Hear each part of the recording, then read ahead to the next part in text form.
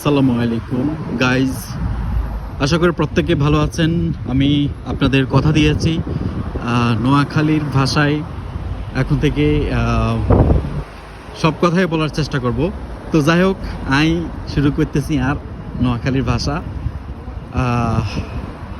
মূল বিষয়টা হয়েছে আজকে হঠাৎ করি আমি একটা বিষয় শুনতেছি। বিষয়টা হইল গিয়া আমাদের আমগো বাংলাদেশের দুজন অভিনেতা অভিনেত্রীর একজন হইল ফারহান, আরজে ফারহান, আর একজন হইল তানজিশা।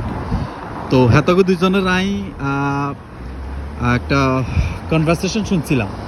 হ্যাঁ, তো এই কনভারসেশনটা উনি আই আসলে বিষয়টা মানে অবাক হয়ে যায় যে বাংলাদেশের এরা হচ্ছে